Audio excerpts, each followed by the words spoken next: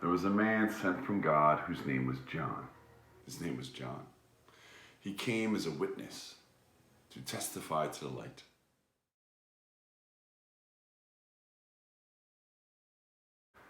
This week I lost a good friend of mine named John.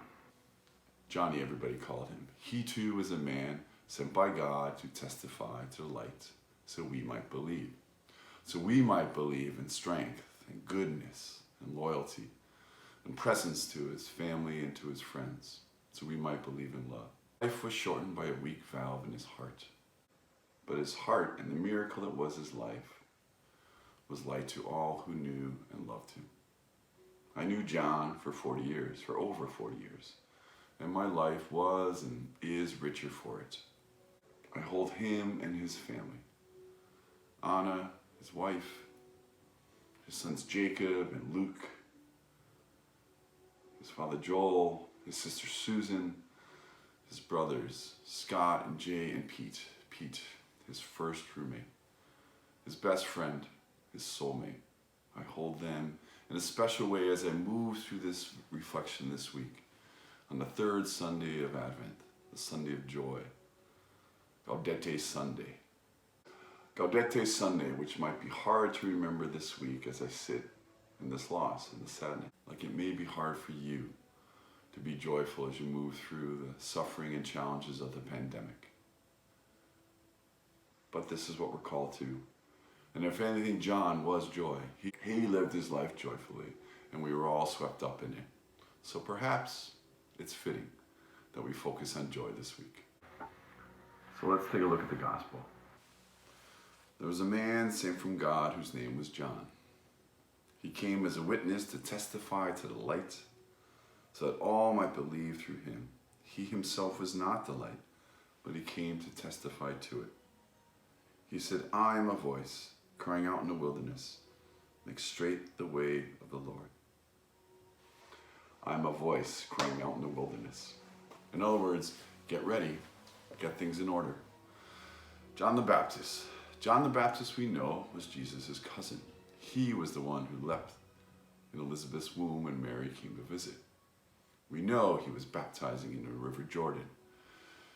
And we know he was offering people forgiveness for their sins. We know he was popular with the common men and women and unpopular with the authorities.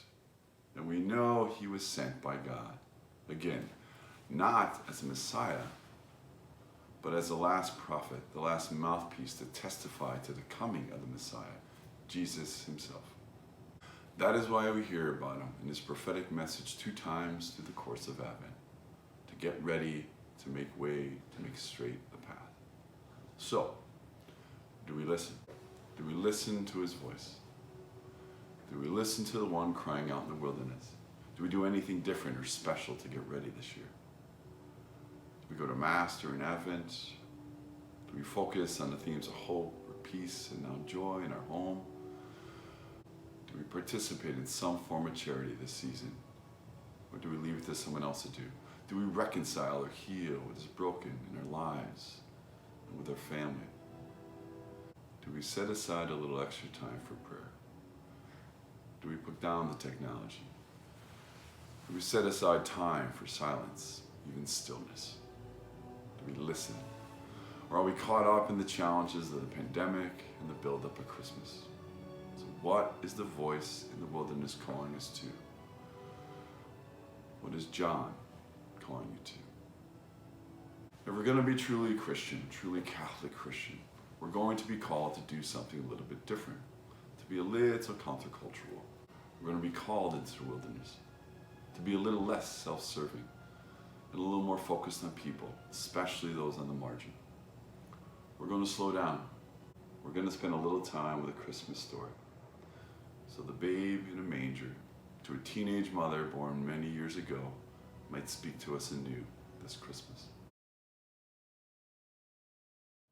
It's not too late. It's not too late. A good way to make straight the way of the Lord, or to get ready, is to go pink. Be joyful.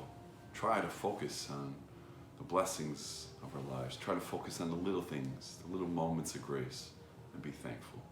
And perhaps this week, You can even send yourself a little reminder through your phone to pray in thanksgiving a couple times through the course of the day. If you do this simple little act, then you may find yourself smiling a little bit more, and joy will come. So be pink. Thanks for walking with me. I hope you have a joyful week. If you can, remember my friend John and his family in your prayers. Peace.